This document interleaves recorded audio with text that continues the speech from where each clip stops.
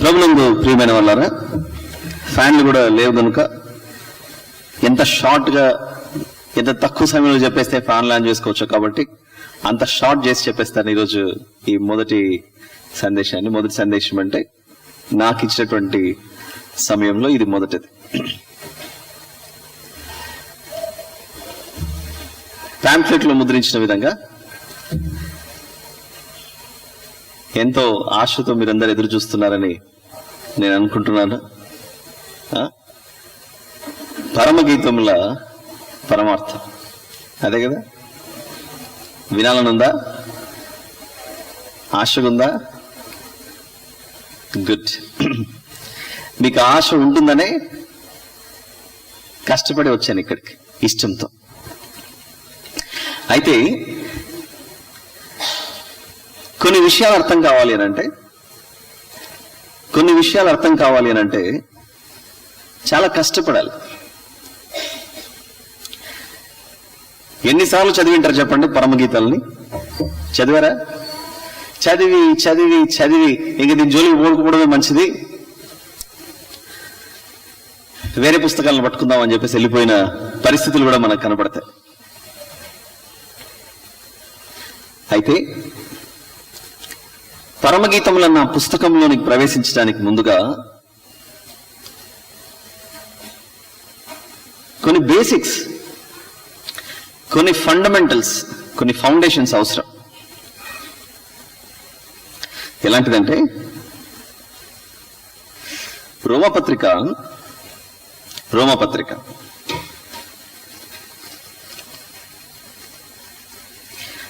8వ అధ్యాయం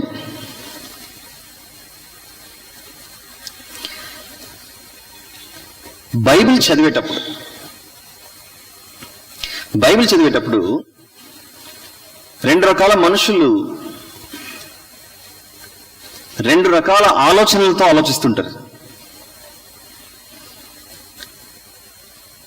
ఈ మధ్య కాలంలో మనం తినే ఫుడ్, ఆహారం కూడా ఎలా అయిపోయిందంటే,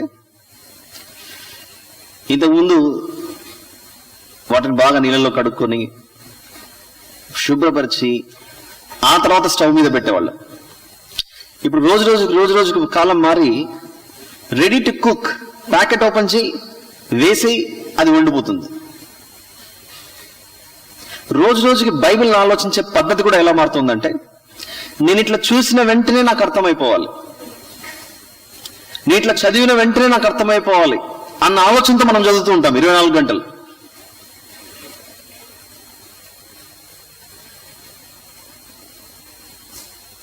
ఫార్మర్స్, అగ్రికల్చరిస్ట్ అయితే నీళ్లు పడకపోతే పొలంలో ఆ బోర్ వేసేటప్పుడు ఫస్ట్ 50 ఫీట్లకు ట్రై చేస్తాడు. 50 ఫీట్లకు అందకపోతే ఇంకో 20 పెంచుతాడు భూమి లోపలికి తవ్వేటప్పుడు. 70 వరకు అందకపోతే ఇంకో 30 పెంచుతాడు, 100 వరకు వెళ్తాడు భూమిని తవ్వేటప్పుడు. అది దొరికేంత వరకు, ఆ నీళ్లు దొరికేంత వరకు, కొందరైతే ఏకంగా 400 ఫీట్ వరకు వేసినటువంటి పరిస్థితులు కూడా మనకు కనబడతాయి. భూమి లోపల లభించే నీళ్లు దొరకడానికి మనుషులు ప్రయత్నించేది ఎంతో లోతుకెళ్ళి ఆ నీళ్లు తెచ్చుకోవాలని ప్రయత్నిస్తారు. మరి దేవుని వాక్యం కూడా జీవజలమైతే, దేవుని యొక్క మాటలు కూడా జీవజలమైతే, పైన చదివితే ఎలా? పైన చదివితే కష్టం. అది దాని లోతుల్లోనికి వెళ్ళి దొరికేంత వరకు వదలకుండా పట్టుకుంటే అప్పుడు దానిలో ఉన్నటువంటి మధురం లేదా మాధుర్యం అర్థమవుతుంది. ఇప్పుడు కూర్చున్న మీరు కూడా ఏ మైండ్తో ఉంటారో చెప్పనా? ఇదంతా చెప్పకుండా డైరెక్ట్గా అక్కడ తీసుకెళ్ళొచ్చుగా. ఇదంతా చెప్పకుండా డైరెక్ట్గా అక్కడ తీసుకెళ్ళి ఉంది కదా పరమగీతము 1వ అధ్యాయం 1వ వచనం, అక్కడ దింపేయచ్చుగా డైరెక్ట్గా. అది చెప్పకుండా అక్కడెక్కడో తిప్పి తీసుకొని వస్తున్నాడే.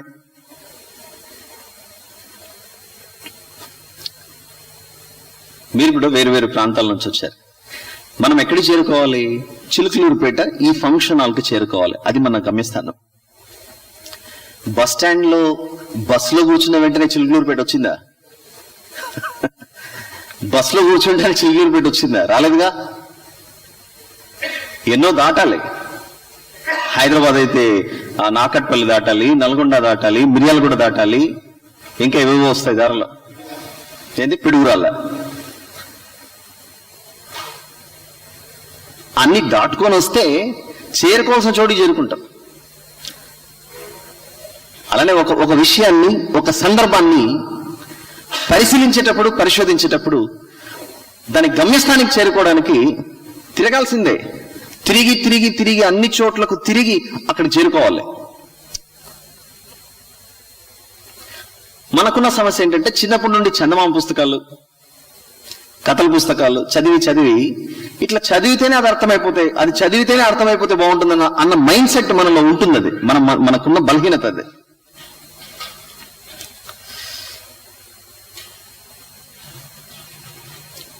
బైబిల్లో యేసు ప్రభువు గురించి ప్రస్తావిస్తూ ఆయన మాట్లాడిన మాటల్లోనే నేను గొర్రెల మంచి, అంటే నిజంగానే పరలోకంలోంచి దిగి గొర్రెలు కాసుకోవడానికి వచ్చాడా?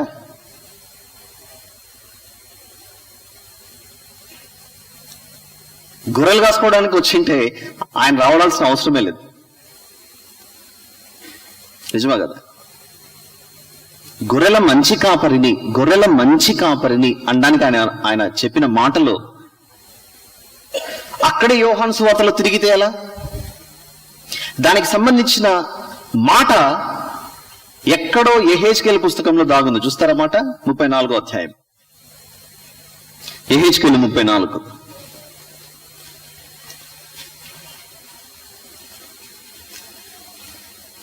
చివరి వచనం చూడండి. యెహెజ్కేలు 34 చివరి వచనం.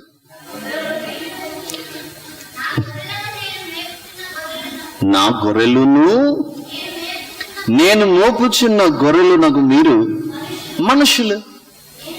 అక్కడ మాట్లాడుతున్న మాట ఏమో క్రొత్త నిబంధనలో నేను గొర్రెల మంచి కాపరిని అని అన్న దేవుడు, ఇంత గొర్రెలంటే ఏంటి ప్రభువా అని వెతికితే అక్కడక్కడే పుస్తకంలో వెతికితే దొరకట్లేదు. యోహాను సువార్తలో అక్కడే తిరిగితే దొరకట్లేదు. 66 పుస్తకాల్లో గొర్రెలు అనంటే ఏంటి అని వెతికితే ఆదికాండము నుండి ప్రకటనకు మధ్యలో ఎక్కడో యెహెజ్కేలు 34వ అధ్యాయంలో దాగుంది. అక్కడ చిన్న క్లూ.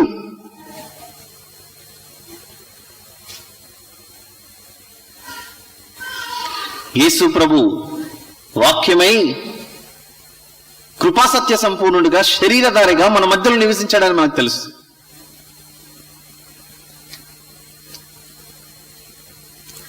ఆ వాక్యము ఆదికాండం నుంచి ప్రకటన వరకు ప్రతి పుస్తకంలో ఆయన రాసిపెట్టాడు. కానీ రోమపత్రిక మర్చిపోలేదు. మీకు అక్కడ చెప్పాను ఇందాక 8వ అధ్యాయం.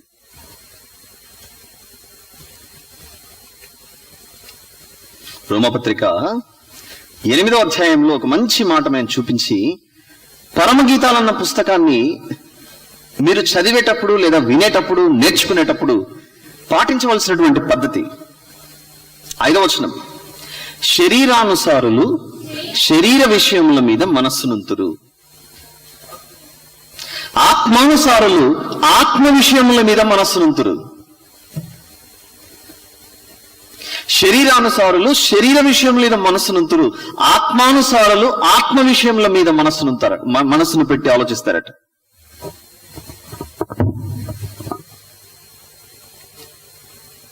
ఒక దాని గురించి చెబితే ఇది నాకు ఎలా కనెక్ట్ అవుతుంది? నిన్ను స్వస్థపరచు యెహోవాను నేనే అన్న మాట ఉంటుంది బైబిల్లో. దీన్ని ఎలా తీసుకోవాలి ఇప్పుడు? నిన్ను స్వస్థపరచు యెహోవాను నేనే అని బైబిల్లో ఉంటే ఇది బాడీకి సంబంధించిందా, ఆత్మకు సంబంధించిందా? ఒక చోట శరీరము కేవలం నిష్ప్రయోజనము, ఆత్మయే. మరి ఈ నిష్ప్రయోజనమైన శరీరాన్ని ఆయన స్వస్థపరిస్తే ఎంత, స్వస్థపరచకపోతే ఎంత? కానీ మానవ మాత్రంగా మనం దాన్ని ఎలా కనెక్ట్ చేసుకుంటామంటే, నిన్ను స్వస్థపరచు యెహోవాను నేనే అనే మాటకు ప్రభువును బైబిల్లో చెప్పేశావు. ఈ రోజు నాకు మోకాళ్ళ నొప్పులు ఉన్నాయి, కడుపులో గడ్డు ఉంది, ఆ తర్వాత ఏమవుతుంది, నువ్వు స్వస్థపరచు యెహోవా అన్నావుగా, నన్ను స్వస్థపరిచేసి. 24 గంటలు ఈ బాడీ గురించే దిగులు మనకు. నిజమా కాదా చెప్పండి? పరలోకం నుండి భూమి మీదకి వచ్చిన తర్వాత అప్పుడు తెలిసింది మనం ఇక్కడికి వచ్చామన్న విషయం. అది కూడా ఒక 3, 4, 5 ఏళ్ళ తర్వాత. పుట్టిన వెంటనే కూడా తెలియదు మనం భూమి మీదకి వచ్చామన్న విషయం. అలా యేసు ప్రభువు మాట్లాడిన మాటలు కానీ, పాత నిబంధనలో దేవుడు మాట్లాడిన మాటలు కానీ, అది ఆత్మకు సంబంధించినదా, శరీరానికి సంబంధించినదా, ఆత్మకు సంబంధించినదా, శరీరానికి సంబంధించినదా అన్న ఆ డిఫరెన్షియేషన్, ఆ చిన్ని లైన్, ఒక గీత తీసుకొని ఆలోచిస్తేనే బైబిల్ ఎప్పటికైనా అర్థమవుతుంది. ఇంకో మాట చూపిస్తాను మీకు. కొరింథీయులకు రాసినటువంటి మొదటి పత్రిక 2వ అధ్యాయం. కొరింథీయులకు రాసినటువంటి మొదటి పత్రిక 2వ అధ్యాయం 14-15 వచనాలలో, ప్రకృతి సంబంధి అయిన మనుష్యుడు దేవుని ఆత్మ విషయములను అంగీకరింపడు. అవి అతనికి వెరితనముగా ఉన్నవి. అవి ఆత్మానుభవం చేతనే వివేచింపదగును గనుక అతడు వాటిని గ్రహింపచాలట.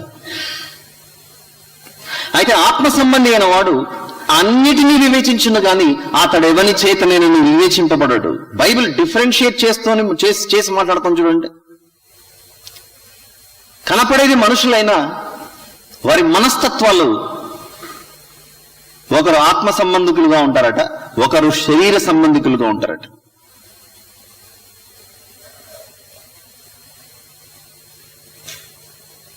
బైబిల్లో ఏ బుక్ అయినా, జెనిసిస్ టు రెవల్యూషన్, ఏ పుస్తకమైనా అర్థం కావాలి అని అంటే ముందు నిన్ను నీవు పరీక్షించుకోవాలి. నేను ఆత్మ సంబంధిగా ఉన్నానా, శరీర సంబంధిగా ఉన్నానా? శరీర సంబంధిగా ఉంటే 24 గంటలు శరీరానికి సంబంధించిన ఆలోచనలో పడిపోతూ ఉంటాం మనం. ప్రత్యేకంగా క్రైస్తవులుగా ఉన్న మరొక బలహీనత ఏంటంటే, మనకు ద్రాక్షావల్లిని నేను, తీగలు మీరు అన్న మాట మనకు యోహాను సువార్తలో ఉంటుంది 15వ అధ్యాయం. అక్కడ మాత్రం ద్రాక్షావల్లిని తీసుకొని వచ్చి యేసు ప్రభుకు మ్యాచ్ చేసి అలా మాట్లాడి, తీగలు మీరంటే మనమే అని పోల్చేసుకుంటాం. ఎందుకంటే యేసు ప్రభు చెప్పాడు కనుక.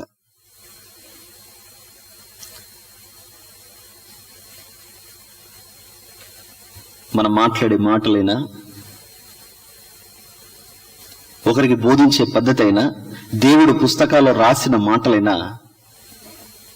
బైబిల్లో రాయబడిన మాటలు ఒకటి ప్రోస్, ఇంకొకటి పోయట్రీ.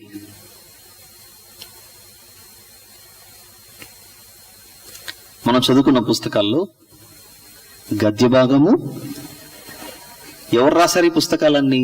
గద్య భాగాలు, పద్య భాగాలు మనుషులు రాశారు. మనం చదువుకున్న పాఠ్య పుస్తకాల్లో పద్య భాగము, గద్య భాగం, పోయట్రీ, ప్రోస్ ఉన్నాయా? ఒక ఇంగ్లీష్ టెక్స్ట్ బుక్ తీసుకుంటే పోయట్రీ ప్లస్ ప్రోస్. తెలుగు పుస్తకం తీసుకుంటే పద్య భాగము, గద్య భాగం. అంటే కవిత్వాలు రాసేది మనిషేనా? దేవుడు రాయలేడా? కవిత్వాలు చెప్పేది ఒకటి కనపడుతుంటుంది, దాని భావం మరొకటి ఉంటుంది. మీ అందరికీ బాగా తెలిసిన ఒక తెలుగు పద్యం, ఉప్పు కప్పు రంబు ఎలా ఉంటాయట? ఒకే పోలికగా ఉంటాయి. కానీ నోట్లోనికి పెట్టుకుని చూస్తే చూడ చూడ రుచులా. అబ్బా, చూసారా? ఉప్పు కప్పు రంబు మీద ఉన్నంత ధ్యాస కూడా మనం పరమగీతం మీద పెట్టలేదు. అది వచ్చిన ప్రాబ్లం.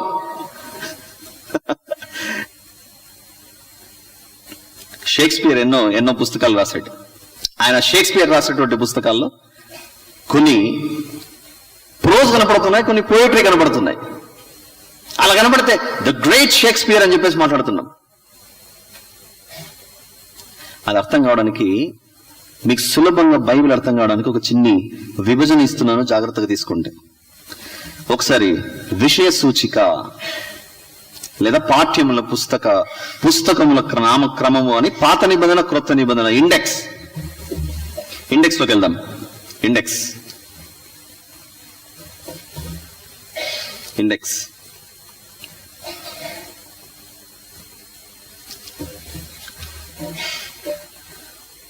పాత నిబంధనలో ఉన్నటువంటి పుస్తకాలను 4 భాగాలుగా విభజించారు. అలానే క్రొత్త నిబంధనలో ఉన్న పుస్తకాలను కూడా 4 భాగాలుగా విభజించారు. టోటల్ ఎన్ని పార్ట్స్ ఇప్పుడు బైబిల్? ఇక్కడికి వచ్చిండేది మీరు నేర్చుకొని మీ మైండ్ లో జాగ్రత్తగా పెట్టుకొని ఇంకొకరికి చెప్పాలి. అందుకే వెరీ మైక్రో లెవెల్లోకి వెళ్ళి విభజించి చెప్పడానికి ప్రయత్నిస్తున్నాను. ఇక్కడ పాత నిబంధన 4 భాగాలు, క్రొత్త నిబంధన 4 భాగాలు, టోటల్ 8 పార్ట్స్. మనకు అర్థం కావడానికి విభజిస్తున్న విభజన ఇది. ఆది కాండం నుంచి ద్వితీయోపదేశ కాండం వరకు దేవుని ధర్మశాస్త్రం మోషేకి ఇవ్వబడినటువంటి పుస్తకాలు అవి. ఇది మొదటిది, పార్ట్ 1. దీన్ని పెంటట్యూక్ అని పిలుస్తారు. Pentateuch, PENTATEUCH, Pentateuch.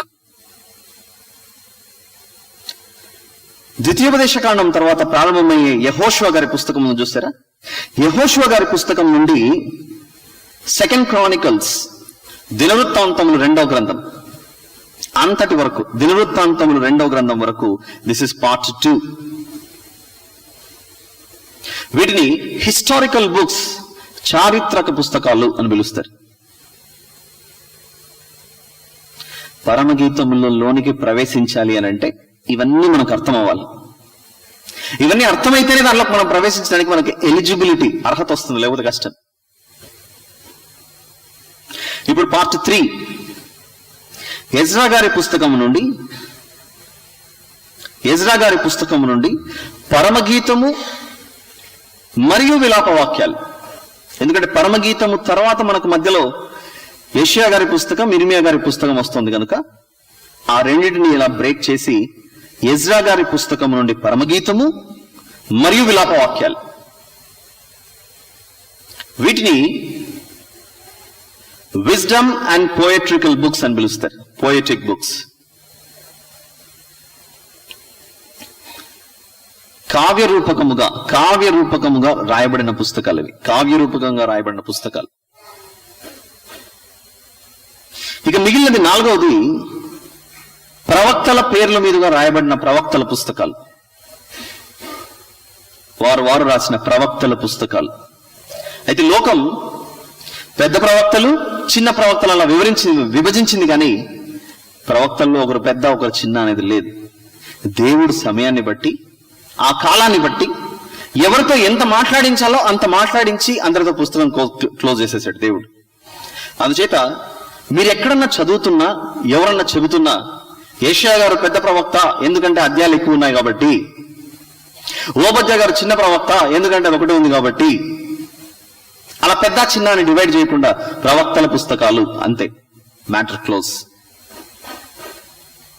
ఎన్ని భాగాలు విభజించాం మనం? ఆది కాండం నుంచి ద్వితీయోపదేశ కాండం వరకు పార్ట్ 1, యెహోషువ గారి పుస్తకం నుంచి దినవృత్తాంతం 2వ గ్రంథం వరకు పార్ట్ 2, ఎజ్రా గారి పుస్తకం నుండి పరమగీతము మరియు విలాప వాక్యాలు ఇది పార్ట్ 3. అలానే యెషయా గారి పుస్తకం నుండి మిగిలిన ప్రవక్తల పుస్తకాలన్నీ ప్రాఫెటిక్ బుక్స్, ప్రవక్తల పుస్తకాలు. ఇంతటితో ఓల్డ్ టెస్టిమెంట్ 4 పార్ట్స్ విభజన జరిగిపోయింది. ఇప్పుడు ఒకసారి అలా పేజ్ తిప్పి క్రొత్త నిబంధనలోనికి వెళ్తే మత్తయి సువార్త నుండి యోహాను గారు రాసినటువంటి సువార్త వరకు గాస్పల్స్, సువార్తల పుస్తకాలు. అంటే మిగిలిన పుస్తకాల సువార్త లేదా అన్న ప్రశ్న వేయకండి. సువార్త పేరు మీదుగా రాయబడినటువంటి పుస్తకాలలో యేసు ప్రభు శరీరధారిగా ఉండి ఆయన ప్రకటించినటువంటి వాటి గురించి రాసినటువంటి పుస్తకాలే మత్తయి సువార్త నుండి యోహాను సువార్త వరకు. పాత నిబంధనలు ఎలాగైతే హిస్టారికల్ బుక్స్ ఉన్నాయో, చారిత్రక పుస్తకాలు ఎలాగైతే ఉన్నాయో, ఏది యెహోషువ గారి పుస్తకం నుండి దినవృత్తాంతములు 2వ గ్రంథం వరకు ఎలాగైతే చారిత్రక పుస్తకాలు ఉన్నాయో, క్రొత్త నిబంధనలో కూడా ఉన్న చారిత్రక పుస్తకమే, హిస్టారికల్ బుక్కే అపోస్తలుల కార్యములు, యాక్ట్స్, బుక్ ఆఫ్ యాక్ట్స్.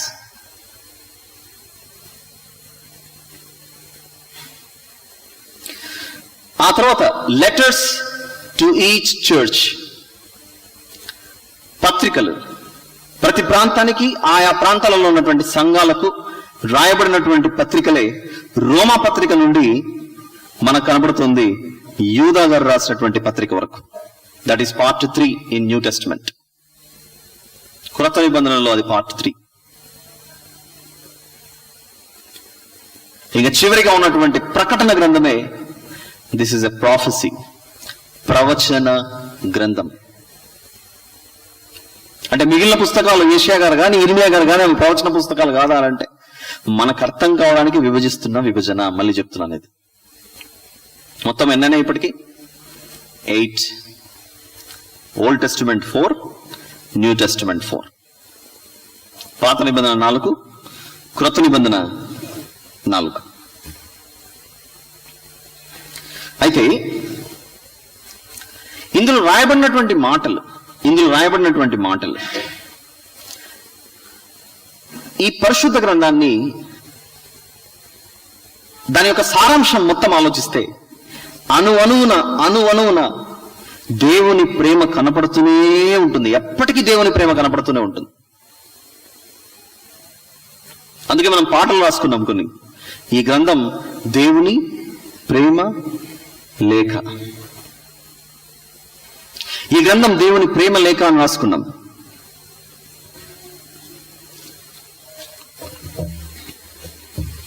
ఇకపోతే ఎందుకు రాశాడు దేవుడు ఈ గ్రంథాన్ని? ఎందుకు రాశాడు? ఏ గ్రంథాన్ని? ఆదికాండం నుంచి ప్రకటన వరకు ఈ పరిశుద్ధ గ్రంథాన్ని ఎందుకు రాశాడంటే, యోవేలు గ్రంథం ఒక మాట చూడండి. యోవేలు పుస్తకం 2వ అధ్యాయం. పరిశుద్ధ గ్రంథమైన ఈ పుస్తకాల సంపుటి, ఈ పుస్తకాల సముదాయం ఆదికాండం నుంచి ప్రకటన వరకు దేవుడు ఎందుకు రాసి ఇచ్చాడు అని అంటే, యోవేలు గ్రంథం 2వ అధ్యాయంలో 12వ వచనాన్ని మనం చూస్తే 12వ వచనం, ఇప్పుడైనను మీరు ఉపవాసం ఉండి కన్నీరు విడుచుచు దుఃఖించుచు మనఃపూర్వకముగా తిరిగి నా యొద్దకు రండి. వెళ్ళిపోయిన మనలను, ఆయన నుండి దూరం అయిపోయిన మనలను తిరిగి రమ్మని పిలిచే గ్రంథమే దేవుని గ్రంథమైన పరిశుద్ధ గ్రంథం. ఒకవేళ మీకు ఫ్యాన్ అవసరమైతే నిర్మోహమాటంగా వెళ్ళి వేసుకోండి. కొంచెం సేపు నా వాయిస్ మీకు క్లియర్గా ఉండాలన్న ఉద్దేశంతో ఆఫ్ చేయించాను. అవి డిస్టర్బ్ చేస్తే నేను బాధ్యుని కాదు, ముందుగా చెప్పేస్తున్నాను. పరలోకం నుండి మనిషి భూమి మీదకి వచ్చాడు, మనకు తెలుసు. భూమి మీదకి వచ్చిన తర్వాత దేవుని యొక్క ఉద్దేశం, ఆయన బిడ్డగా బయలుదేరిన మనం తిరిగి ఆయన వద్దకు రావాలన్నదే ఆయన ఉద్దేశం, ఆయన సంకల్పం. కానీ వచ్చిన తర్వాత మనిషి దేవునికి దూరం అయిపోతున్నాడు. వచ్చిన తర్వాత మనిషి దేవునికి దూరం అయిపోయేసరికి ప్రతి చోట, ప్రతి లేఖనంలో, ప్రతి చోట ఆయన రాసి, మీరు నా వద్దకు రావాల్సిందే, రాకపోతే మీకు మంచిది కాదు. ఫస్ట్ ప్రేమకు పిలుస్తున్నాడు. చూడండి ఎలా ఉంది యోవేలు గ్రంథం 2:12లో, ఇప్పుడైనను మీరు ఉపవాసం ఉండి కన్నీరు విడుచుచు దుఃఖించుచు మనఃపూర్వకముగా నా యొద్దకు రండి. ఆయన నేచర్ ఎలాంటిదంటే, దేవుడు అవలంబించే పద్ధతి ఎలాంటిదంటే, ఫస్ట్ ప్రేమతో పిలుస్తాడు. ఆ ప్రేమకు మనం స్పందించకపోతే ఆయన భాష, సరళి, మాట తీరు మొత్తం మారిపోతుంది. చూస్తారన్నమాట. ఇర్మియా గ్రంథం 3వ అధ్యాయం.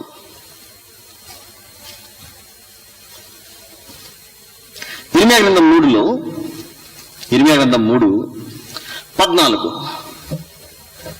గ్రంథం 3:14 అక్కడ ప్రేమతో పిలిచాడు. యోవేలు గ్రంథంలో ఇప్పుడైనా మీరు ఉపవాసం ఉండి తిరిగి రండి అని అక్కడ పిలిచాడు. ఆ తర్వాత ఆయన రూట్ మారుస్తున్నాడు. అడ్జెక్టివ్ యూజ్ చేశాడు చూడండి. పిల్లలారా తిరిగి రండి అని అంటే బాగుంటుండే. ఆ మాట అనలేదు అక్కడ. ఆ మాట అనక భ్రష్టులకు పిల్లలారా తిరిగి రండి. అక్కడికి ఆపలేదు దేవుడు. అదే అధ్యాయం అలా కిందికి వస్తే, అదే అధ్యాయం కిందికి వస్తే మీకు మరొక చోట 22వ వచనంలో భ్రష్టులైన, అక్కడ పైన పిల్లలారా అన్నాడు, ఇక్కడికి వచ్చిన తర్వాత మన గ్రేట్నెస్ అది. దేవుని చేత ద వెరీ గుడ్ బాయ్ అనిపించుకోవాలి, వెరీ గుడ్ గర్ల్ అనిపించుకోవాలి దేవుని చేతిలో మనం. అలా కాకుండా భ్రష్టుడా అని పిలిపించుకుంటాం అంటే మనం ఎంత స్థాయికి దిగామో ఆలోచించండి ఒకసారి. దేవుడు మనుషులను భ్రష్టులు అని పిలవడానికి గల కారణం ఏంటో తెలుసా? రోమపత్రిక 1వ అధ్యాయం. దేవుడు మనుషులను కానీ ఒక దేశాన్ని కానీ భ్రష్టుడు అని పిలవడానికి గల కారణం రోమీయులకు రాసినటువంటి పత్రిక 1వ అధ్యాయం 26వ వచనంలో అందువలన దేవుడు తుచ్చమైన అభిలాషలకు వారిని అప్పగించెను. వారి స్త్రీలు సహితము స్వాభావికమైన ధర్మమును విడిచి స్వాభావిక విరుద్ధమైన ధర్మమును అనుసరించిరి. అటువలే పురుషులు కూడా స్త్రీ యొక్క స్వాభావికమైన ధర్మమును విడిచి పురుషులు అమాత్యమైనది చేయించు తమ తప్పిదములకు తగిన ప్రతిఫలమును పొందొచ్చు, ఒకరి ఎడలో ఒకరు కామతప్తులైరి. అందుకు ఏమైపోయారట 28వ వచనంలో, తమ మనస్సులో దేవునికి చోటు ఎనొల్లకపోయిరు గనుక చేయరాని కార్యములు చేయుటకు దేవుడు వారిని భ్రష్ట మనస్సుకు అప్పచెప్పాడు. ఏ దేశమైనా, ఏ ప్రాంతమైనా, ఏ జనాంగమైనా, ఏ ప్రజలైనా దేవుని యొక్క ఆజ్ఞలకు వ్యతిరేకంగా వెళ్ళిపోతుంటే, తిరగబడితే దానిని భ్రష్ట మనస్సు అని పిలుస్తున్నాడు అక్కడ దేవుడు. మనకు తెలుసు, అత్యున్నతమైన న్యాయస్థానం సుప్రీంకోర్టు మన దేశంలో ఈ మధ్య కాలంలో ఒకటి డీక్రిమినలైజ్ చేసేసింది ఒక సెక్షన్ 377. అది ఈ దేశంలో ఎక్కడైనా, ఎవరైనా, ఎప్పుడైనా వారి నిర్ణయం, వారి ఇష్టం చొప్పున స్త్రీలు వివాహాలు చేసుకోవచ్చు, పురుషులు వివాహాలు చేసుకోవచ్చు. దీనికి భారత ప్రభుత్వం, భారత చట్టం పూర్తి అనుమతిస్తుందని చెప్పేసి మనం దాన్ని డీక్రిమినలైజ్ చేసేసారు. అంటే ఈ దేశ న్యాయస్థానం ఈ దేశ ప్రజలను ఎందులోనికి పడేసింది? భ్రష్టత్వంలోనికి పడేసి మీ చావు మీరు జావండి వదిలేసింది. దానికి కారణం ఫస్ట్ వీళ్ళే వెళ్ళి ఒక రిక్వెస్ట్ పెట్టారు సుప్రీంకోర్టు దగ్గర. మాకు ఇలాంటి అనుమతి కావాలి, మమ్మల్ని నేరస్తులను పిలవకండి, మేము నేరస్తులం కాము అనేసరికి ఓకే గ్రాంటెడ్ అనేసింది.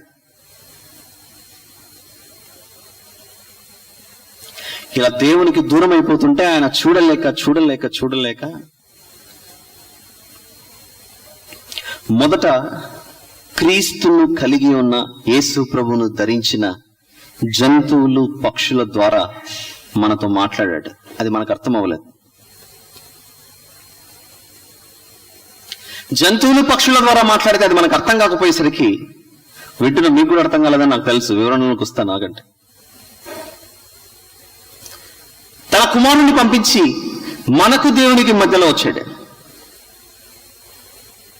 మళ్ళీ చెప్తున్నా,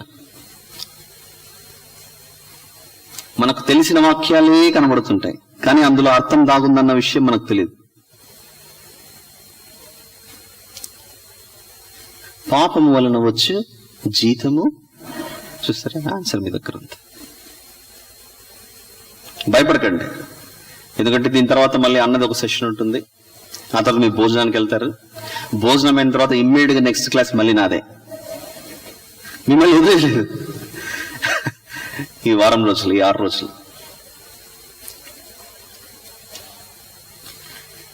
మళ్ళీ చెప్పండి. పాపం వలన వచ్చు జీతము కదా. పాపము చేస్తే మనిషి చచ్చిపోవాలి. పాపం చేస్తే మనిషి చచ్చిపోవాలి. అది దేవుడు పెట్టిన కండిషన్. అయితే పాత నిబంధన కాలంలో, ఓల్డ్ టెస్టిమెంట్ పీరియడ్ లో, ఇప్పుడు నేను ఇంకో మాట్లాడగల అక్కడికి వెళ్లే ముందు, పాపుల కొరకు ఎవరు చనిపోయారు? మళ్ళీ చెప్పండి. పాపుల కొరకు ఎవరు చనిపోయారు? అక్కడే మనం పొరపాటు చేస్తాం. యేసు ప్రభు ఎప్పుడు చనిపోయాడు? పాత నిబంధనలోనా, కొత్త నిబంధనలోనా? క్రొత్త నిబంధనలో చనిపోయాడు. యేసు ప్రభు క్రొత్త నిబంధనలో చనిపోతే అంటే పాత నిబంధనలో ఉన్నవారు పాపులు కారా? పాత నిబంధనలో ఉన్నవారు పాపులు కారా?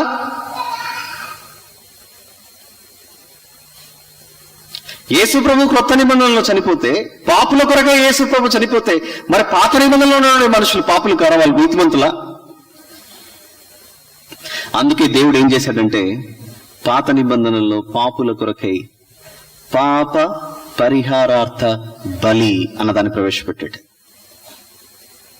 పాప పరిహారార్థ బలి. లేవ్యాకాండం 4వ అధ్యాయం చెప్పేది అదే. లేవ్యాకాండం 4వ అధ్యాయంలో చెప్పేది అదే, పాప పరిహారార్థ బలి.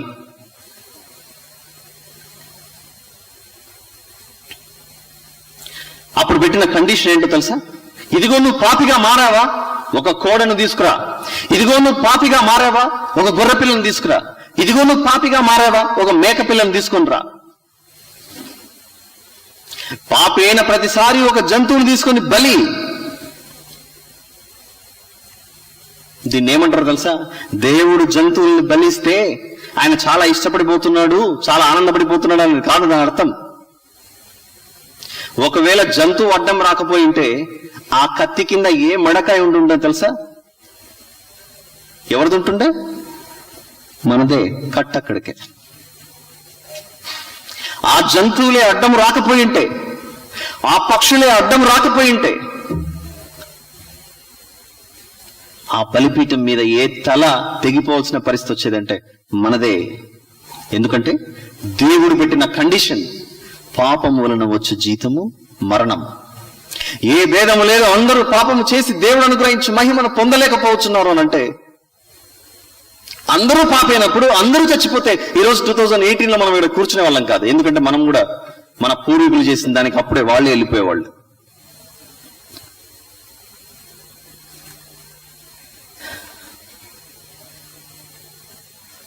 ఇంకొక ప్రశ్న,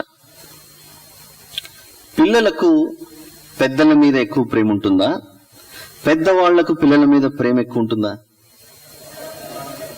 పెద్దవాళ్ళకి పిల్లల మీద ప్రేమ ఎక్కువ ఉంటుంది, అంటే వయసులో పెద్దవాళ్ళకి. ఆదియందు దేవుడు భూమిని ఆకాశాన్ని సృష్టించి లాస్ట్ ఎవరిని చేశాడు చెప్పండి? మనిషిని చేశాడు. అంటే జంతువులు, పక్షులు, సముద్ర జీవరాశి అంతా అయిపోయిన తర్వాత లాస్ట్ లో మనిషి వచ్చాడు. ఇప్పుడు వయస్సుతో పోల్చుకొని చూద్దాం. వయస్సులో పోల్చుకొని చూడడం అంటే ఈ వరుస క్రమంలో ఫస్ట్ జంతువులు పుట్టాయా, మనిషి పుట్టాడా? వరుస క్రమంలో ఆలోచిస్తే ఫస్ట్ జంతువే వచ్చాడు. అంటే వయస్సులో మనకంటే ముందొచ్చినవి ఏంటి? ఈ జంతువులు, పక్షులే. రా నిన్ను తీసుకొని వెళ్ళి బలి ఇవ్వాలన్నప్పుడు ఈ జంతువులు వెంటనే పరిగెత్తుకొని వచ్చి పాత నిబంధనలో, ఇదిగో నీవు మనిషిని చేస్తుండగా మేము పక్కనే నిలబడ్డాం. మట్టి బొమ్మను చేసి వాటికి జీవవాయువును ఊదగా నరుడు జీవాత్మ అయిన అన్నటువంటి వాక్యం నువ్వు పలుకుతున్నప్పుడు మేము పక్కనే నిలబడ్డాం. వాళ్ళెంతైనా నీ బిడ్డలు. వాళ్ళకి తెలీదు పాపం చేస్తున్నారన్న విషయం, వారికి తెలీదు. ఇదిగో మమ్మను చంపే మేము అవసరమైతే బలిపీఠం ఎక్కుతాం అని ఆ జంతువులన్నీ వరుస క్రమంలో ఒకదాని తర్వాత యేసు ప్రభువుని ధరించిన వాటిగా వచ్చి మన కొరకు బలయ్యాయి. ఇది పాత నిబంధన కాలంలో జరిగిన సంఘటన. మీరే ఆలోచించండి. పాపం వల్ల వచ్చే జీతం మరణం అన్నప్పుడు దేవుడు ప్రతి పాపిని చంపాలని నిర్ణయించుకున్నప్పుడు ఈ జంతువుల బలి, ఈ ఆకాశ పక్షుల బలి పెట్టకపోయి ఉంటే ఆ బలిపీఠం మీద ఎవరు బలవాల్సి వస్తుండే? ఈరోజు మనిషే. మనల్ని బ్రతికించుకోవడానికి, మనల్ని సజీవులుగా ఉంచటానికి వాటి చెయ్యి వదిలేశాడు. అలా మనల్ని పట్టుకున్నాడు. ఇలా మనల్ని బ్రతికించుకోవడానికి యేసు ప్రభు శిలువ మీద పలికిన 7 మాటల్లో ఏలీ ఏలీ లామా సబక్తానని పలుకుతున్న, నా దేవా నీవేళ నన్ను విడనాడితివే ఆయన కేకేస్తున్నా కూడా నీ చెయ్యి వదిలేస్తున్నాను, వీళ్ళని పట్టుకోవాలని పట్టుకున్నాడు అక్కడ. దీన్ని ఏమంటారు తెలుసా? రోమపత్రిక 8:31.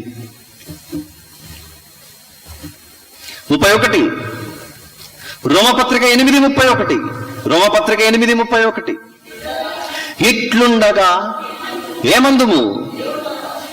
దేవుడు మన పక్షములనుండగా అన్నది చూడండి. ఇట్లుండగా ఏమందును దేవుడు మన పక్షములనుండగా అంటే మనల్ని బ్రతికించుకోవడానికి వాటి చేయి వదిలేశాడు, వాటిని చంపుకున్నాడు. యేసు ప్రభు చేయి వదిలేశాడు, శిలువ మీద బలి అప్పజెప్పేశాడు. అక్కడ ఎన్నోసార్లు చూసింటాం, దేవుడు మన పక్షములనుండగా అంటే దేవుడు మన పక్షాన చేరి మన అప్పులు తీరుస్తున్నాడు, ఉద్యోగాలు ఇస్తున్నాడు అని కాదు మీనింగ్. అది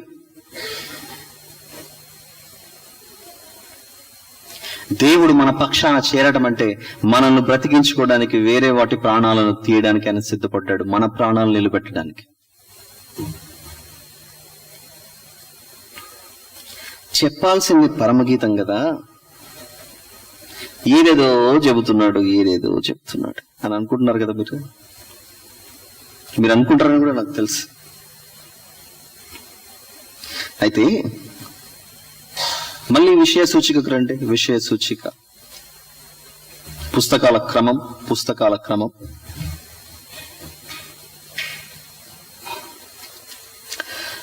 ఆదికాండం నుంచి మలాకి వరకు రాయబడిన పుస్తకాలు ఏ భాషలో రాయబడ్డాయి అన్నది మనం చూస్తే, అన్నిటికంటే ఫస్ట్ పేజ్ లో ఇది ఆదిమ హెబ్రీ గ్రీకు భాషలో రాయబడిన పుస్తకం. పాత నిబంధన పుస్తకాలు హెబ్రీ భాషలో రాయబడితే, క్రొత్త నిబంధనలో ఉన్నటువంటి పుస్తకాలు గ్రీకు భాషలో రాయబడ్డాయి.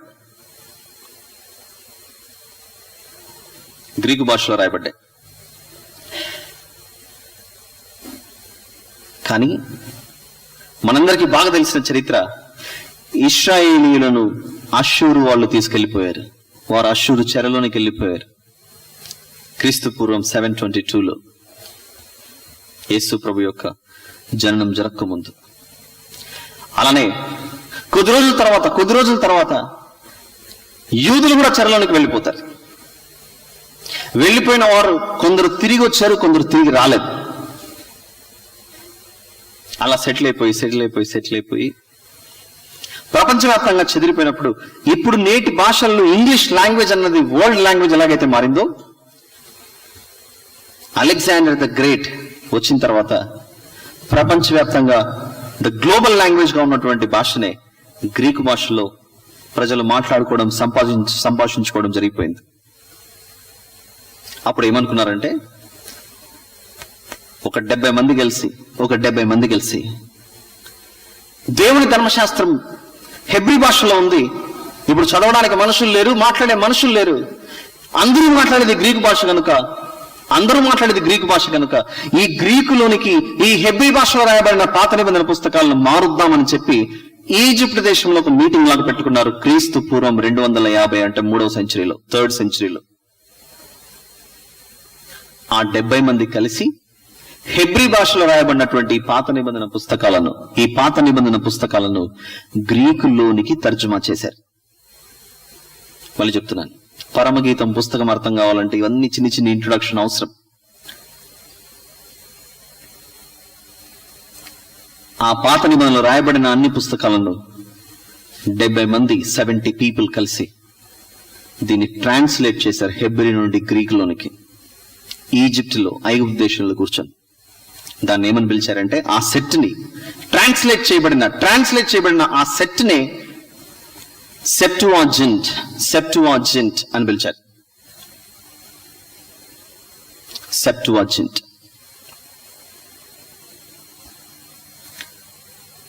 ఆ తర్వాత కొద్ది రోజులకి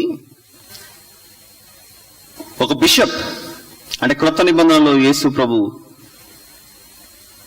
ఇంకా రాని కాలంలో ఈ సెప్టువాజింట్ ని ఈ గ్రీకు భాషలో రాయబడిన దాన్ని అందరూ చదువుకోవడం ప్రారంభించారు. అలా చదవడం ప్రారంభించిన తర్వాత ఒకరి తర్వాత ఇదేదో వస్తుంది, ఏదో జరగబోతుంది, ఏదో రాబోతుంది అన్న పెద్ద సస్పెన్స్ నడిచింది ఆ కాలంలో.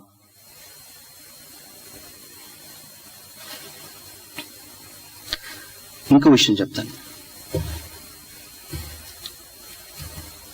పాత నిబంధనలో ఎవరైతే పుస్తకాలు రాశారో, రాసిన తర్వాత దాన్ని చుట్టలాగా చుట్టి పక్కన పెట్టలేదు. వీళ్ళు చేసిన పని ఏంటో పేతురు గారు రాసినటువంటి మొదటి పత్రికలో ఒక మాట ఉంటుంది చూడండి. పేతురు గారు రాసిన మొదటి పత్రిక 1వ అధ్యాయం. అది ఎవరైనా కావచ్చు, యెషయా గారు కావచ్చు, ఇర్మియా గారు కావచ్చు, రాసినటువంటి సొలొమోను గారైనా చాలు, ఎవరైనా, ఎవరు రాసినా కూడా. ఎందుకంటే బైబిల్లో రాయబడిన ప్రతి మాట పరిశుద్ధాత్మ దేవుని ప్రేరణ చేత రాయబడ్డాయని మనకు తెలుసు. ఆయన ప్రేరణ చేత వీళ్ళు రాస్తున్నప్పుడు రాయటం మీద చేశారు. రాసిన తర్వాత దాన్ని ముందర పెట్టుకొని ఏందో రాయమన్నాడు దేవుడు, మేము రాస్తున్నాం, ఇంతకి ఇది ఏమై ఉండొచ్చు అన్న సందిగ్ధంలో వీళ్ళు ఏం చేశారో చూద్దాం ఒకసారి. పేతురు గారు రాసిన మొదటి పత్రిక 1వ అధ్యాయం. పేతురు గారు రాసిన మొదటి పత్రిక 1వ అధ్యాయం 10 నుంచి కొన్ని వచనాలు, 10, 11, 12 వచనాలు చదువుదాం. మీకు కలుగు ఆ కృపను గూర్చి ప్రవచించిన ప్రవక్తలు, మీకు కలుగు ఆ కృపను గూర్చి ప్రవచించిన ప్రవక్తలు, మీకు కలుగు ఆ కృపను గూర్చి ప్రవచించిన ప్రవక్తలు అంటే పాత నిబంధనలో ఏ ప్రవక్తలైతే, ఏ దైవజనుడైతే ఏ పుస్తకం అయితే రాశాడో, రాసిన తర్వాత వాళ్ళు ముందర పెట్టుకొని కూర్చున్నారట. మేము ఆత్మ ప్రేరణ చేత ఇవన్నీ రాశాం, ఇంతకు ఏం రాయమన్నాడో దేవుడు అని చెప్పేసి దాన్ని ముందర పెట్టుకొని కూర్చొని రీసెర్చ్ లో దిగారంట. చూడండి, వీళ్ళు ఎవరు వస్తారట కొద్ది రోజులకి, వారికి ఏదో కృప అట.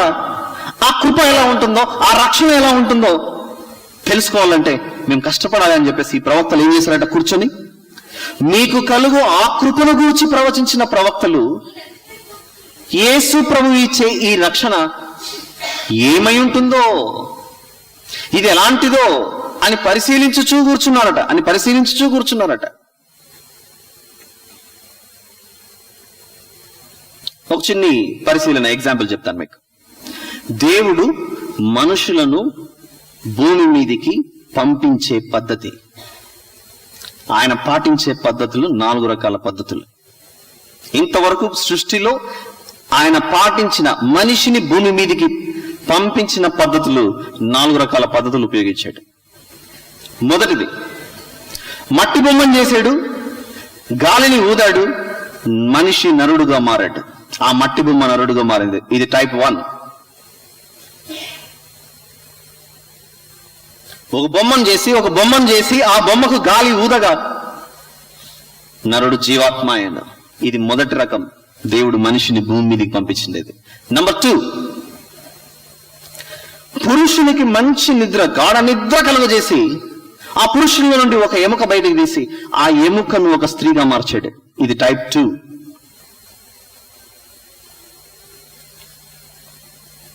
పురుషుల్లో నుండి స్త్రీని తీశాడు. నంబర్ 3, వీరిద్దరి కలయిక ద్వారా మనిషి రావటం.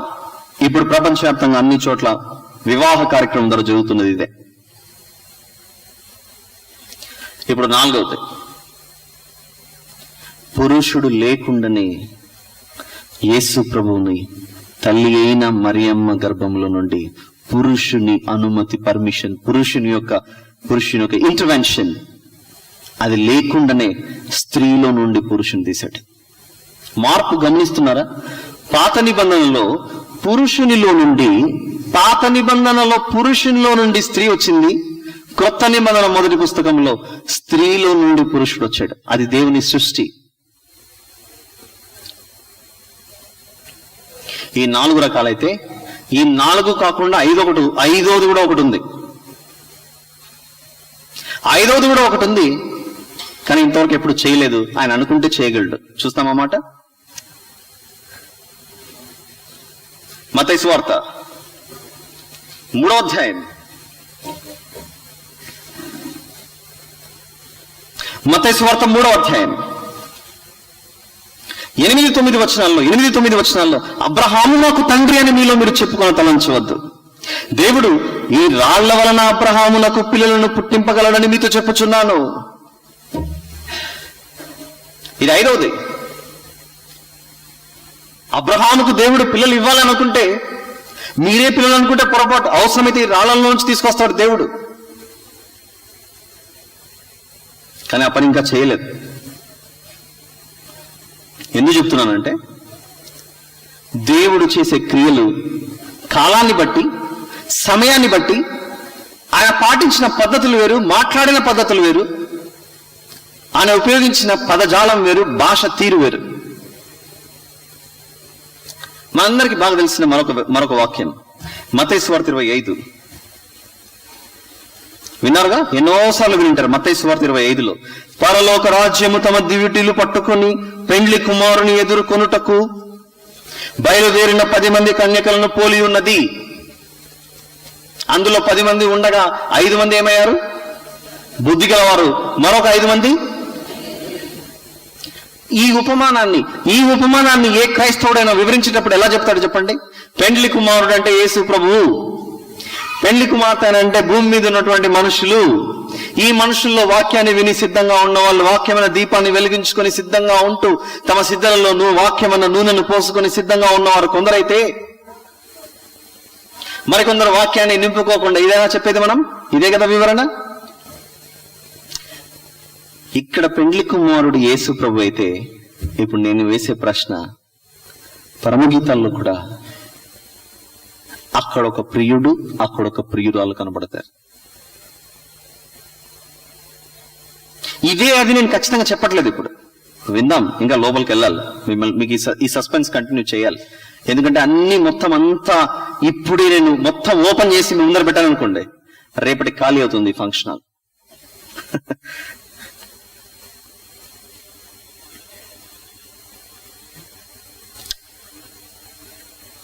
ఇంకో మాట ఒకసారి ప్రకటన గ్రంథం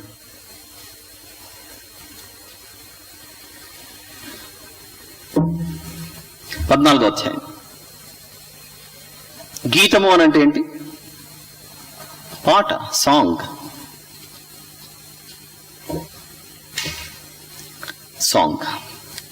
ప్రకటన గ్రంథం 14 3వ వచనం చూద్దాం. 3వ వచనం, వారు సింహాసనము ఎదుటను ఆ 4 జీవుల ఎదుటను పెద్దల ఎదుటను ఒక క్రొత్త కీర్తన పాడుచున్నారు. ప్రకటన గ్రంథంలో కొత్త కీర్తన కనపడుతుంది. ఇక్కడ పరలోకంలో ఒక పాట పాడుతున్నారట. పరలోకంలో ఒక పాట పాడుతున్నారు, ఒక కీర్తన పాడుతున్నారు. ఇది ఏం పాట, ఏ సాంగ్ అయి ఉండొచ్చు అని వెంటనే మన క్వశ్చన్ వస్తుంది. ఇప్పుడు ఇలానే ఇంకొంచెం ముందుకెళ్తే 15వ అధ్యాయంలో కూడా, 15వ అధ్యాయం 4వ వచనం చివరి భాగం చూద్దాం. ఇదే ప్రకటన గ్రంథం 15వ అధ్యాయం 4వ వచనంలోని చివరి మాట, దేవుని దాసుడగు మోషే కీర్తనయు గొర్రెపిల్ల కీర్తనయు పాడుచున్నారు. మనకి యెహోవా నా బలమా తెలుసు, నడిపించినానమా తెలుసు, యేసుతో టీవీగా పోదమా అన్న పాట తెలుసు. ఇలా చెప్పుకుంటూ పోతే పరమా జీవము నాకివ్వా అన్నటువంటి పాటలు మనకు తెలుసు. మరి పరలోకంలో ఇక్కడ మోషే కీర్తన, గొర్రెపిల్ల కీర్తన. ఇందుకు ఇదేం పాట అయి ఉండొచ్చు? వాట్ ఈస్ దిస్ సాంగ్ అంటే, నేను ఎందుకు మిమ్మల్ని ఈ ప్రశ్నలు వేసి వదిలేస్తున్నానంటే, బైబిల్లో కనబడుతున్నది కేవలం పరమగీతము అన్న ఆ ఒక్క గీతమే కాదు. బైబిల్లో కనబడుతున్నది కీర్తనల గ్రంథం 150 కీర్తనలే కాదు. మరొక చోట కూడా కొన్ని పాటలు కనబడుతున్నాయి, కొన్ని సాంగ్స్ కనబడుతున్నాయి. ఎక్కడ కనబడుతున్నాయనంటే, కొందరు వెళ్ళి పరలోకంలో పడుతున్నారట. అవి ఎక్కడ కనబడుతున్నాయి? ఇప్పుడు ప్రకటన గ్రంథం 14, ప్రకటన గ్రంథం 15లో కనపడుతున్నాయి. ఇంకొక మాట చూస్తారా? 5వ అధ్యాయం ప్రకటన 5. ప్రకటన 5 10వ వచనంలోని ఒక చివరి మాట చూద్దాం. గనుక వారు భూలోకమందు ఏలుదురని క్రొత్త పాట పాడుదురు. ఇక్కడ కూడా ఒక సాంగ్ కనపడుతుంది, ఇక్కడ ఒక కొత్త సాంగ్. 14వ అధ్యాయంలో ఒక కొత్త పాట, 15వ అధ్యాయంలో మోషే కీర్తన, గొర్రెపిల్ల కీర్తన.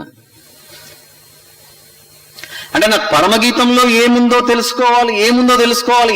తెలుసుకోవాల్సిన ఆలోచించే మనం, నువ్వు దాన్ని తెలుసుకోవాలన్న ఆసక్తి ఎలాగైతే ఉందో, మిగిలిన చోట కూడా కొన్ని పాటలు కనబడుతున్నాయి, మిగిలిన చోట కూడా కొన్ని కీర్తనలు కనబడుతున్నాయి. దాన్ని కూడా తెలుసుకోవాలన్న ఆశ మనకు ఉండాలని చెబుతున్నాను నేను. అదే మ్యాటర్.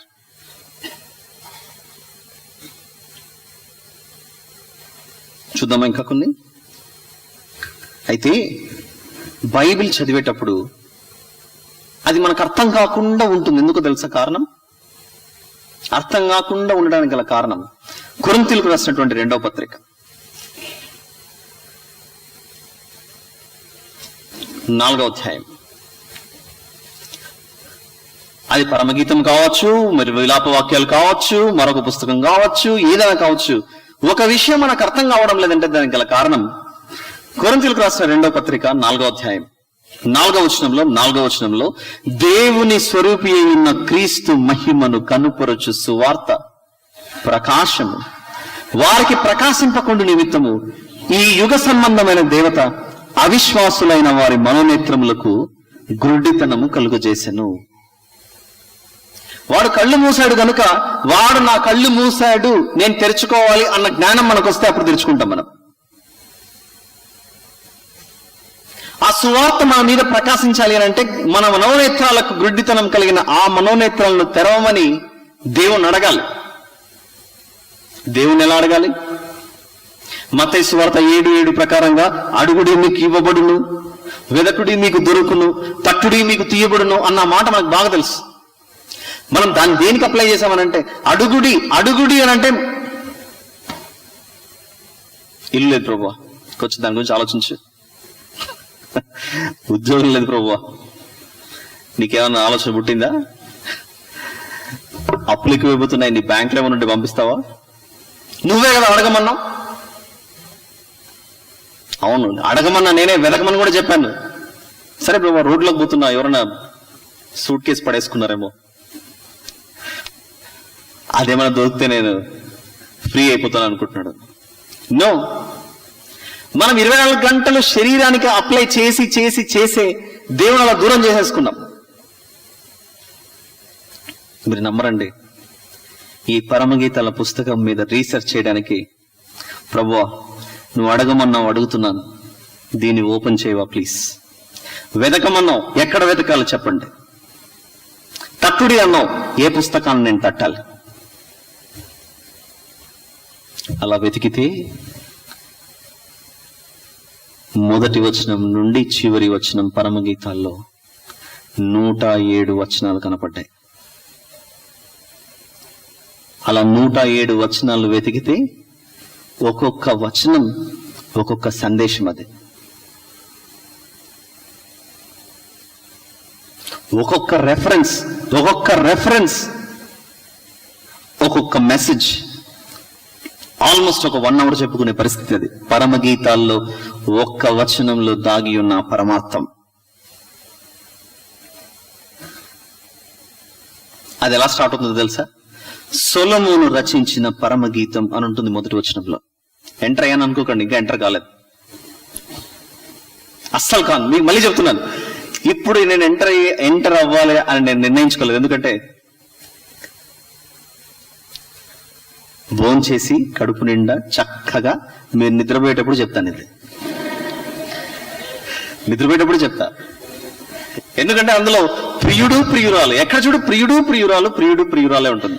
ఆ వివరణ మీరు వింటుంటే మీరు అలా తేలిపోతుంటే నేను చూడకూడదా? మీరు అలా తేలిపోతుంటే, ఎందులో అలా నిద్రలో తేలిపోతుంటే, అప్పుడు నేను మీ కొరకు ఒక వాక్యాన్ని తీసి మీ చెవిలో ఊదాలి. ఏ వాక్యం ఊదుతానో తెలుసా? యోనా పుస్తకం 1వ అధ్యాయం చదవండి బ్రదర్. 6వ వచనంలో ఒక మాట, మధ్యాహ్నం భోజనం తర్వాత కూర్చొని మీరు నిద్రపోవడం నేను చూడాలా? అప్పుడు మీ గుండెల్లోనికి దూరే బుల్లెట్ ఇదే, ఓయి నిద్రపోతా, నీకేం వచ్చినది? లేచి నీ దేవుని ప్రార్థించుము. పరమగీతం నువ్వు వినకుండా అలానే ఉంటే చచ్చిపోతావు. చావకుండా ఆ దేవుడు మన యందు కనికరించునేమో, లేయి ప్రార్థన చేయి. ఫ్యాన్లు ఆపుతాను, ఈ ఉడుకు సరిపోలేదు కదా అని చెప్పి అవసరమైతే కిటికీలు కూడా క్లోజ్ చేసి, డోర్ కూడా క్లోజ్ చేసి ఆ ఉడుకులో కూర్చోబెట్టి చెప్తాను. ఇది అప్పుడు కానీ మనకు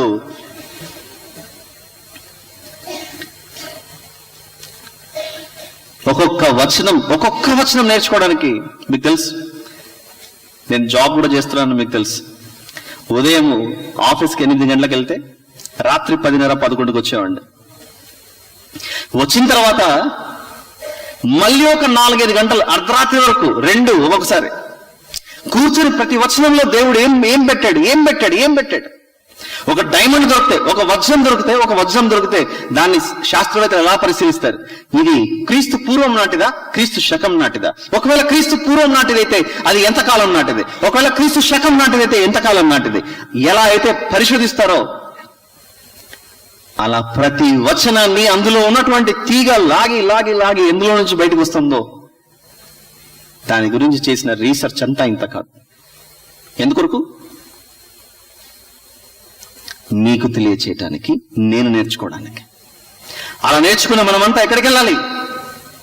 ఆ దేవుని ఔన్నత్యాన్ని చాటి చెప్పాలి, ఆ దేవుని గొప్పతనాన్ని వివరించి తెలియచేయాలి. సాతానుడు వాడు లాక్కుని వెళ్ళిపోతుంటే, మన మనోనేత్రాల గుడ్డితనం కలగజేస్తుంటే ఆ అంధకారంలో ఉన్నవారిని బయటికి లాగాలి. అది మన బాధ్యత.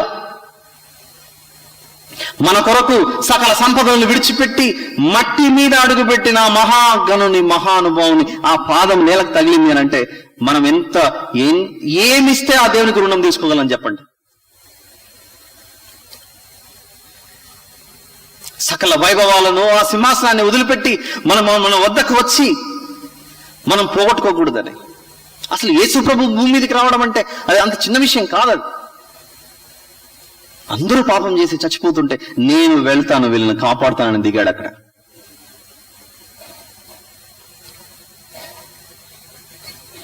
బైబిల్ని ఆలోచించేటప్పుడు ఎలా ఆలోచించాలో ఇంకొక చిన్న క్లూ ఇచ్చి మిమ్మల్ని వదిలేస్తాను. ప్రస్తుతానికి నాకు ఇచ్చిన 55 minutes టైం అయిపోతుంది కనుక ఆ 55 minutes లోనే క్లోజ్ చేయాలి.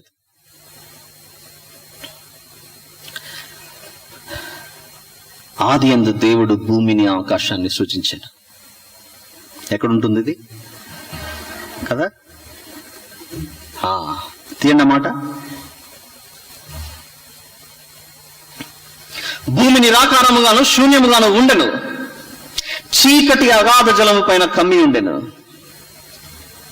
దేవుని ఆత్మ జలము పైన అల్లాడుచుండెను. అప్పుడు దేవుడు ఏమన్నాడంటే, వెలుగు కమ్మని పలుకగా వెలుగు కలిగెను. అక్కడ యేసు ప్రభువు లేదా క్రీస్తు అన్న మాట ఏమైనా రాస్తుందా? ఉందా? కనబడుతుంది అక్కడ? కానీ నాకు కనబడుతుంది. అది మీకు కనబడట్లేదు, నాకు కనబడుతుంది. అదే సమస్య వచ్చింది ఇప్పుడు.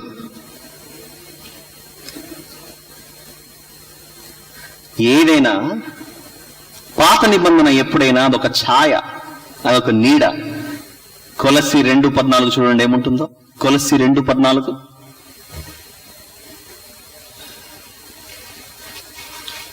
కొలస్సీ 2:14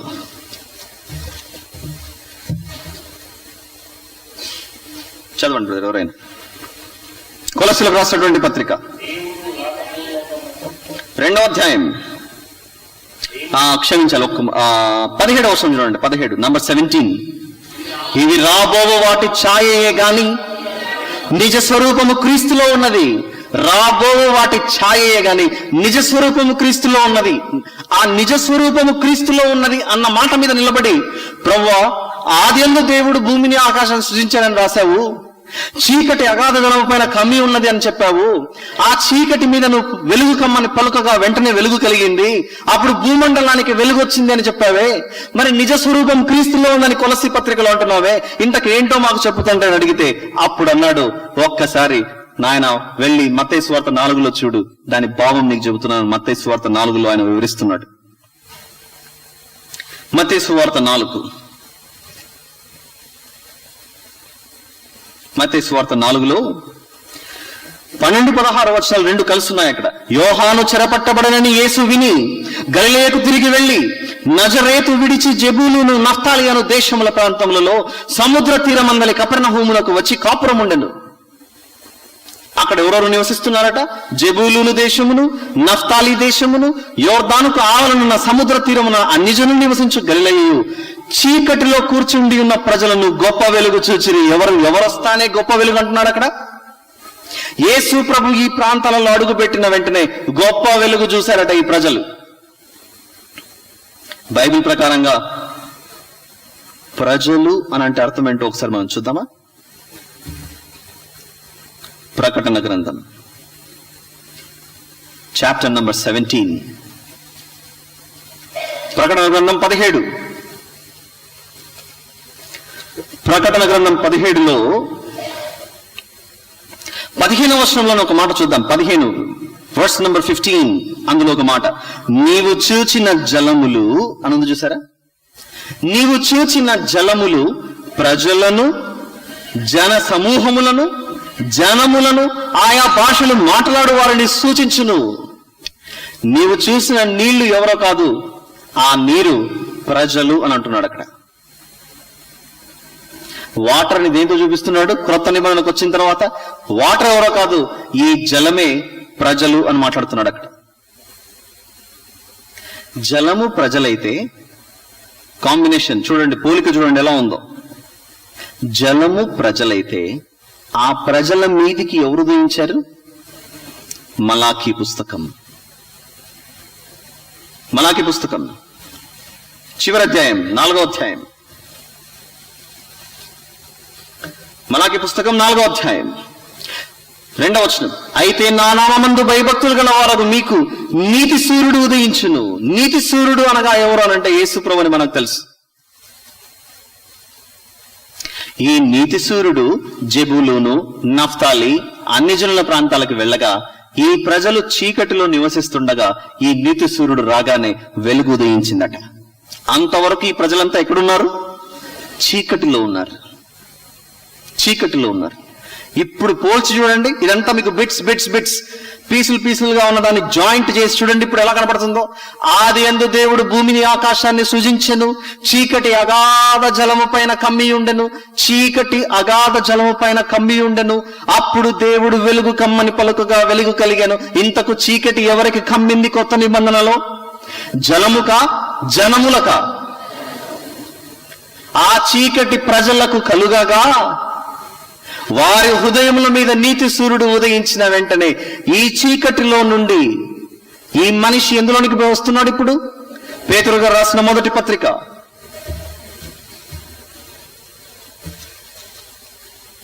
2వ అధ్యాయం, పేతురు గారు రాసిన మొదటి పత్రిక 2:9, మీరు చీకటిలో నుండి, ఏంటా చీకటి? పాపమన్న చీకటిలో నుండి ఆశ్చర్యకరమైన తన వెలుగులోనికి మిమ్మల్ని పిలిచిన వాని గుణాతిశయములను ప్రచురము చేయు నిమిత్తము మీరు ఏమై ఉన్నారంటే ఏర్పరచబడిన వంశం, ఏర్పరచబడిన రాజులు, ఏర్పరచబడిన యాజకులు, పరిశుద్ధ జనం, దేవుని సొత్తైన ప్రజలు. అక్కడ చూపించింది పాత నిబంధనలో, ఇదిగో చీకటి జలము పైన కమ్మి ఉంది అని చెప్పాడంతే. అందులో లోపల దాగి ఉన్న అర్థం లోతుల్లోనికి వెళ్ళి చూస్తే, ప్రభువా జలం అంటే ఏంటి అంటే జలం అంటే ప్రజలని చెబుతున్నాడు. ఉదయించిన వెలుగు ఎవరనంటే నీతి సూర్యుడు అని చెబుతున్నాడు అక్కడ. ఒప్పుకుంటారా ఈ విషయానికి? లేదండి మా మీద చీకటి కమ్మలేదని అంటే నువ్వు నిజంగా ఇక్కడ ఈ ప్రాబ్లం ఉన్నట్లు. ఇప్పుడు ఆ చీకటిలో నుంచి బయటికి లాగటానికే వెలుగై ఉన్న యేసు ప్రభు వచ్చాడు. అది కూడా ఎలా ఉందట? అగాధ జలము పైన కమ్మి ఉందట. మన పరిస్థితులు కూడా అంతే. నీ కొరకు యేసు ప్రభు వచ్చాడు, రక్షణలోనికి రా అని చెబితే వస్తాడా? రాడు. వాడి హృదయంలోనికి దేవుని వాక్యం ఎలా వెళ్ళాలి? దేవుని వాక్యం ఎలా వెళ్ళాలో ఒకసారి హెబ్రీయులకు రాసినటువంటి పత్రిక 4, హెబ్రీయులకు రాసినటువంటి పత్రిక 4 12వ వచనం, దేవుని వాక్యము సజీవమై బలము గలదై రెండంచులు గల ఎటువంటి ఖడ్గము కంటెను వాడిగా ఉండి ప్రాణాత్మలను, కీళ్లను, మూలుగను విభజించినంత మట్టుకు దూరుచు హృదయం యొక్క తలంపులను, ఆలోచనలను శోధించి ఆ తర్వాత నీకు మనస్సులో ఆ వెలుగును ప్రకాశింపచేయగా అప్పుడు నీకు ఉదయం జరిగి ఆ వెలుగు జరిగి, అవును నేను చీకటిలో ఉన్నాను, బయటికి రావాలి, అప్పుడు నీకు తలంపు పుడుతుంది. ఎన్నిసార్లు వెళ్ళి చెప్పండి, నీ బాప్తిస్మానికి ముందుగా, నువ్వు బాప్తిస్మం తీసుకునే ముందుగా సేవకులు నీకు ఎన్నిసార్లు చెప్పింటారు చెప్పండి? రండి నాయన యేసు ప్రభు పిలుస్తున్నాడు అంటే ఒక మాటలో వస్తారా? 100 సార్లు చెప్పాలి. 100 సార్లు చెప్పిన మనిషి రాకపోతే అప్పుడు ఎప్పుడో ఒక చిన్న వాక్యం తగిలి వాడి హృదయంలో లోపలికి వెళ్ళి గుచ్చి లాస్ట్కు ఇంకా నేను మారకపోతే మంచిది కాదని ఆ చీకటిలో నుండి, ఆ అంధకారంలో నుండి అప్పుడు బయటకు వస్తావు. నువ్వు అంతవరకు రావు బయటికి. ఒకప్పుడు భూమి మీద ఎలాగైతే అగాధ జలము పైన చీకటి కమ్మి ఉందో, నీ హృదయం అన్న ఆ పలకం మీద, ఆ బండం మీద, రాయి మీద అలాంటి చీకటిలోనికి నువ్వు వెళ్ళిపోగా యేసు ప్రభు ఉదయించి ఆ అగాధమైన ఆ చీకటిలో నుండి నిన్ను బయటికి లాగాడు. అది క్రొత్త నిబంధనకు పాత నిబంధనకు ఉన్న పోలిక. నిజస్వరూపం క్రీస్తులో ఉందట. నిజస్వరూపం క్రీస్తులో ఉంది. ఇలాంటి విషయాలన్నీ ప్రవక్తలు ఏం చేశారట? పేతురు గారు రాసిన మొదటి పత్రిక మొదటి అధ్యాయంలో ఏం చేస్తున్నారట? వాళ్ళు పుస్తకాలు రాసి భద్రంగా బాక్స్ లో పెట్టి పెట్టెలో పెట్టి భద్రపరచలేదు. వీళ్ళు ఏం చేస్తున్నారంటే, మీకు కలుగు ఆ కృపను గురించి ప్రవచించిన ప్రవక్తలు ఈ రక్షణను గురించి పరిశీలించుచు తమ యందున్న క్రీస్తు ఆత్మ క్రీస్తు విషయమైన శ్రమలను గూర్చి వాటి తర్వాత కలుగబో మహిమలను గూర్చి ముందుగా సాక్ష్యం ఇచ్చినప్పుడు ఆ ఆత్మ ఏ కాలమును ఎట్టి కాలమును సూచించుచు వచ్చెనో దానిని విచారించి పరిశోధించిరి. కన్యక గర్భవతి కుమారుని కనును, అతనికి ఇమ్మానుయేలును పేరు పెట్టును అని యెషయా గ్రంథం 7:14 ఉంటుంది. అది రాసిన యెషయా గారు భూమి మీద మనుషులు పుట్టడం ఇన్నే పద్ధతులుగా నాకు తెలిసినవి 3 పద్ధతులు అప్పటికి యెషయా గారి కాలానికి. ఒకటి ఆదామును సృష్టించడం, ఆదాము గారిలో నుండి స్త్రీ రావటం, ఈ కలయిక వల్ల మరొకరు రావటం. దేవుడేంటి కన్యక కుమారుణ్ణి కంటుందంటున్నాడేంటి? ఇదేంటి విచిత్రం? ఆ మాట పెట్టుకుని కూర్చుని ఎట్టి కాలములను ఏముంది అక్కడ? యెషయా గారు కూర్చొని ఏం పరిశీలిస్తున్నారట? అది ఏ కాలమును ఎట్టి కాలమును సూచించుచూ వచ్చెనో దాన్ని విచారించి పరిశోధించిరి అట. ఇది ఎప్పుడు జరుగుతుందో, దేవుడు నాతో ఎప్పుడు మాట్లాడతాడో, ఈ విషయాన్ని నాకు ఎప్పుడు బయలుపరుస్తాడో, అక్కడ కాకుండా దేవుడు యెషయా మొద్దున చిగురు పుట్టును అని రాసిపెట్టాడు. అక్కడ యెషయా ఎప్పుడో చనిపోయాడు, దావీదు కూడా ఎప్పుడో చనిపోయాడు, ఆ తర్వాత చిగురు పుట్టడం ఏంటి? ఇలాంటి మాటలు యెషయా గ్రంథంలో ఆయన రాస్తూ ఫస్ట్ అయితే నువ్వు రాసాయి, పరిశుద్ధాత్మ ప్రేరణ చేత నిన్ను రాయమని చెబుతున్నప్పుడు నువ్వు రాసిన తర్వాత ఎంతసేపు రీసెర్చ్ చేస్తావో చేసుకో. అలా ప్రవక్తలందరూ రాసినటువంటి మాటలు కూర్చొని రీసెర్చ్ చేస్తూనే ఉన్నారు. అప్పుడు వాళ్ళు, ప్రభువా మాకు అర్థమైంది, ఒక రక్షకుడు వస్తున్నాడు అన్న విషయం మాకు అర్థమైంది, మాకు చూసే అవకాశం దక్కుతుందా ప్లీజ్? పరలోకం నుండి నీ కుమారుడు వస్తున్నాడు అన్న విషయం మాకు అర్థమైంది పుస్తకాలు చదువుతుంటే. అయితే మేము చూడలేమే, ఎవరో రాబోయే తరాల్లో మా పిల్లలు చూస్తారని చెబుతున్నావే, కానీ మాకు చూసే అవకాశం ఇస్తావా ప్లీజ్, మాకు చూసే అవకాశం ఇస్తావా అని అందరూ అడిగారు. కానీ నేను మీకు కనపడే అవకాశం లేదు, వారికే కనపడతాను, కాలము సంపూర్ణమైనప్పుడు కనపడతాను. ఒక వ్యక్తికి మాత్రం దేవుడు నో అనకుండా యేసు ప్రభువును అలా చూపించాడు పాత నిబంధనలో. చూద్దామా మాట? యోహాను సువార్త. నీతిమంతులకు భక్తులకు యేసు ప్రభువును చూడాలనే ఆశ ఆ పాత నిబంధనలో కలిగినప్పుడు యేసు ప్రభు అందరికీ కనపడకపోయినా ఒక వ్యక్తి దగ్గరికి వచ్చి కనపడి వెళ్ళిపోయాడట. చూద్దామా మాట? 8వ అధ్యాయం యోహాను సువార్త 8:56. నీ తండ్రి అయిన అబ్రహాము నా దినము చూతునని మిగుల ఆనందించెను. అది చూచి అప్పుడు నెక్స్ట్ వాళ్ళు వేసిన ప్రశ్న, నీ వయసు ఇంత కూడా లేదే, మా తండ్రి అయిన అబ్రహామును చూసితివా అంటే, అబ్రహాము పుట్టక మునిపే నేను ఉన్నానని మాట్లాడుతున్నాడు కింద. అక్కడ అంటే ఈ ప్రవక్తలు కానీ, విశ్వాసులకు తండ్రి కానీ, నీతిమంతులు కానీ, నేను ఎప్పుడు చూడాలి నా ప్రభువుని నేను ఎప్పుడు చూడాలి, ఆయన నేను ఎప్పుడు పొందుకోవాలని ఎదురు చూస్తున్నప్పుడు ఫస్ట్ అయితే నువ్వు రాయి అని వారితో పుస్తకాలు రాయించాడు. కానీ వాళ్ళు రాస్తుండగా వారికి ఆశ పుట్టిందట, కోరిక పుట్టిందట, ఆ రక్షకుని మేము ఎప్పుడు చూడాలి, మాకు చూసే అవకాశం దొరుకుతుందా అన్నప్పుడు. మీకు రాయడం వరకు మాత్రమే, వెళ్ళి ప్రవచనాలు చెప్పడం వరకు మాత్రమే మీ బాధ్యత. కానీ లోకమంతటికి వాగ్దాన పుత్రులు తీసుకురావాలంటే విశ్వాసులకు తండ్రిగా ఉన్నటువంటి అబ్రహాముకు మాత్రం యేసు ప్రభు వచ్చి కనపడి వెళ్ళిపోయాడట. ఆనాటి కాలంలో యేసు ప్రభును చూడాలి అన్న ఆశ ఎలాగైతే ఉందో, నేటి కాలంలో మనకు యేసు ప్రభును చూడాలన్న ఆశ మనకు లేదా? ఉందా లేదా? ఉందిగా. అయితే ఈ యేసు ప్రభు, మన ప్రభు పరమగీతాలలో ఎక్కడ కనబడతాడో ఎదురు చూస్తూ ఉండండి, వేచి చూస్తూ ఉండండి. తర్వాత క్లాస్లో మళ్ళీ తెలుసుకుందాం, ప్రార్థన చేసుకుందాం. ప్రేమ కలిగిన మా తండ్రి, కృప కలిగిన మా దేవా, ఇంకా ఎన్నో విషయాలు మేము తెలుసుకోవాలి. ఇది కేవలం పరిచయం మాత్రమే, ఉపోద్ఘాతం మాత్రమే. ఇంకా తెలుసుకోవాల్సినవి చాలా ఉన్నాయి కనుక మాకు నేర్పించండి. మీ పాదముల చెంత మమ్మను మేము సమర్పించుకొని సాష్టాంగ నమస్కారం చేసి అడుగుతున్నాం. మీ సహాయము, మీ ఆత్మ నడిపింపు లేకపోతే ఈ పరలోకపు మర్మములను తెలుసుకుని మీ మార్గంలోకి రావటం మా తరం కాదు, మా వీలు కాదు. మీరే సహాయం చేయమని ప్రార్థిస్తూ, విన్న వాక్యం వృధా కాకుండా ఫలింప చేయమని మా ప్రభును ప్రియరక్షకుడైన యేసు ప్రభు వారి పేరటి ప్రార్థన అడిగి వేడుకుంటున్నాం తండ్రి. Amen. Thank you very much.